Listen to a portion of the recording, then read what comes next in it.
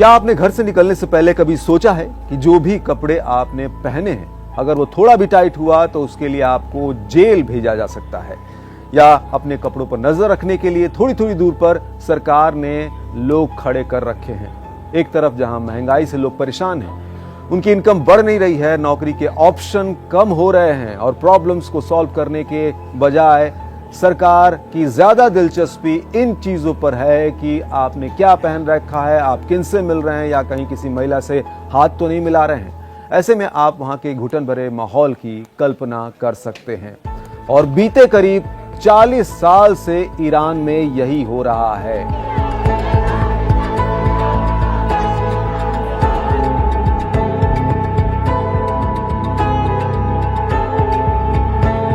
Hello दोस्तों, मैं हूं अरविंद योगराज। आज बात होगी इसी ईरान की और उसके इस इतिहास की जो आज की तरह बिल्कुल नहीं था। ईरान के बारे में ऐसी बातें जिन्हें जानकर आप चौंक जाएंगे। ईरान में इस तरह की पाबंदियों से अब वहां के लोग उकता चुके हैं और इन बंदिशों के खिलाफ सड़कों पर उतरकर अपना विरोध जता रहे हैं। ऐसा ही विरोध हमें जुलाई में वहां हुए राष्ट्रपति चुनाव में देखने को मिला, जब वहां की जनता ने कट्टरपंथी कैंडिडेट की जगह एक उदारवादी उम्मीदवार को अपना राष्ट्रपति चुना। दुनिया इस जीत से हैरान रह गई क्योंकि माना जा रहा था कि सुधारवादी नेता मसूद पेजेश्कियन का राष्ट्रपति चुनाव जीतना तो दूर, उन्हें शायद चुनाव में हिस्सा ही न लेने दिया जाए। पेजेश्कियन की उम्मीदवारी इसलिए भी खारिज होने की आशंका थी क्योंकि उनके खिलाफ खड़े थे ईरान के सर्वोच्च नेता अयतुल्लाह अली खामेनेई के पसंदीदा कैंडिडेट सईद जलीली। सुधारवादी नेता मसूद पेजेश्कियान के उलट जलीली देश में मौजूदा धर्मतंत्र के पक्ष में रहे हैं। जलीली परमाणु वार्ताकार रह चुके हैं और उन्हें ईरान के सबसे ताकतवर धार्मिक समुदाय में मजबूत समर्थन हासिल था। जलीली पश्चिम विरोधी रहे हैं, जबकि पेजेश्कियन पश्चिम के साथ बातचीत के रास्ते पर आगे बढ़ना चाहते हैं। वे देश में मोरल पुलिसिंग के कड़े आलोचक रहे हैं। यहां आपको बता दें कि मोरल पुलिसिंग है क्या।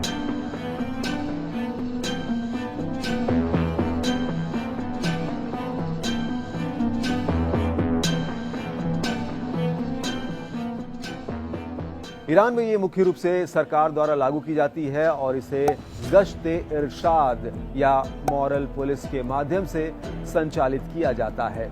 ये एक स्पेशल यूनिट है जो इस्लामी कानूनों और नैतिकता का पालन सुनिश्चित करने के लिए बनाई गई है। मुख्य कार्य इसका क्या है? तो मुख्य कार्य में इसके सार्वजनिक स्थानों पर इस्लामी ड्रेस कोड और नैतिक व्यवहार को लागू करना है।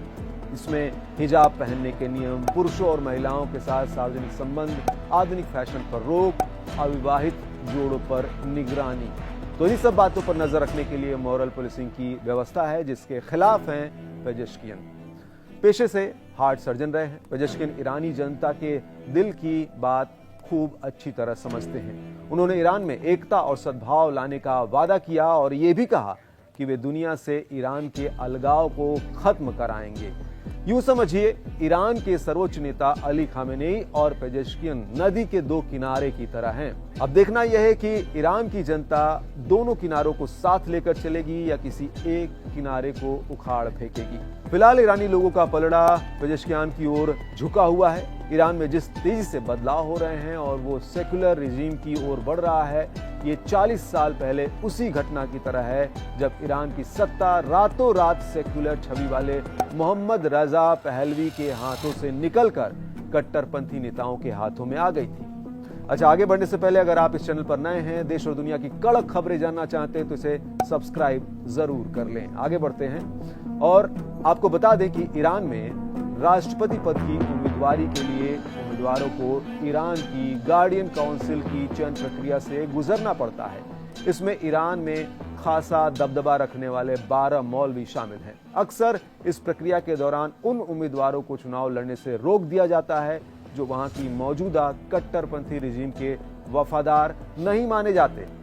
इस बार भी ऐसे 74 उम्मीदवारों को छांटा गया था। ऐसे में एक उदारवादी, सेकुलर और पश्चिम से बातचीत के समर्थक मसूद पेजेश्कियन को गार्डियन काउंसिल ने कैसे चुनाव लड़ने दिया, ये सभी को हैरान कर रहा है।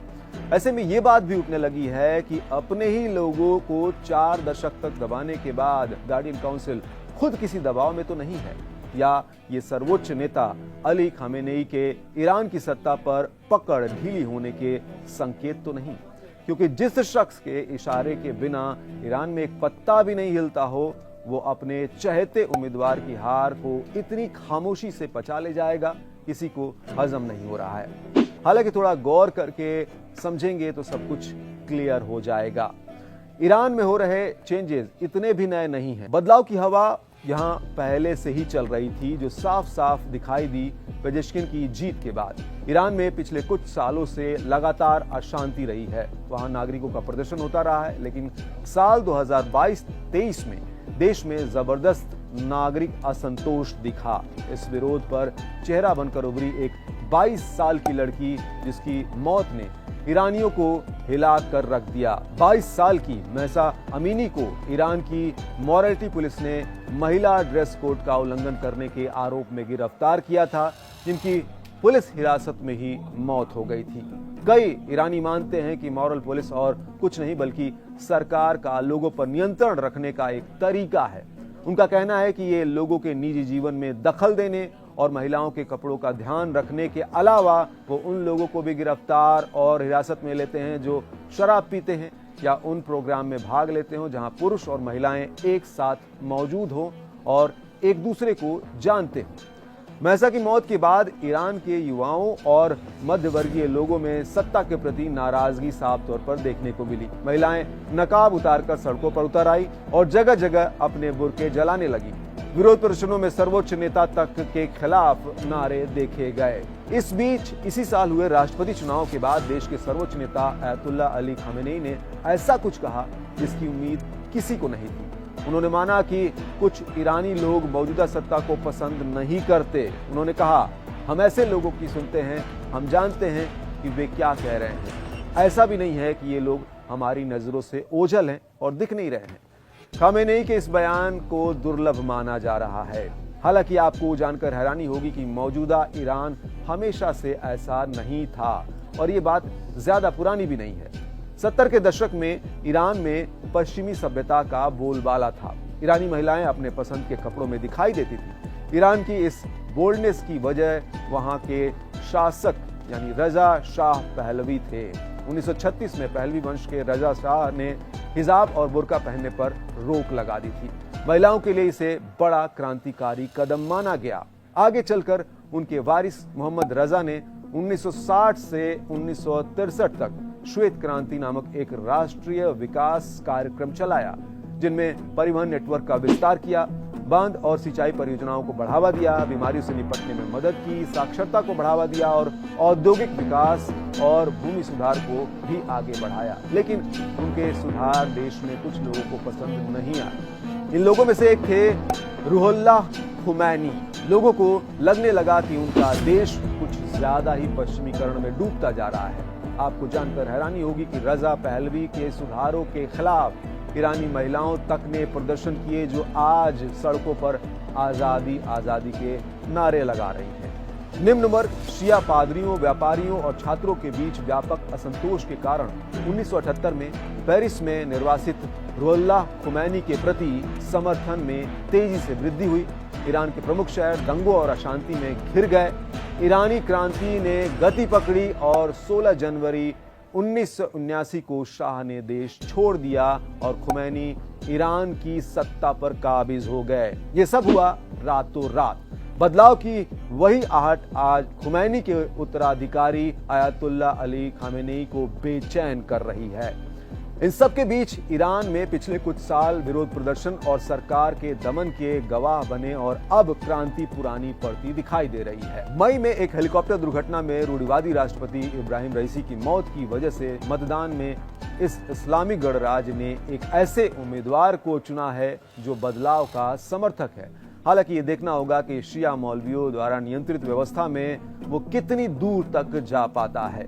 ईरान के राष्ट्रपति जो सर्वोच्च निर्वाचित अधिकारी होता है, उसके पास इस देश के धर्मतंत्र में सीमित शक्तियां हैं। ईरानी धर्मतंत्र की कमान अभी भी सर्वोच्च नेता के पास है, लेकिन मजबूत जनादेश से लैस पेजेश्कियन और मुल्ला वर्ग अगर आम सहमति पर पहुंच जाते हैं तो ईरान के पास अपने ऊपर मंडरा रहे तूफानों और पश्चिमी प्रतिबंधों से बाहर निकलने का ये एक मौका होगा।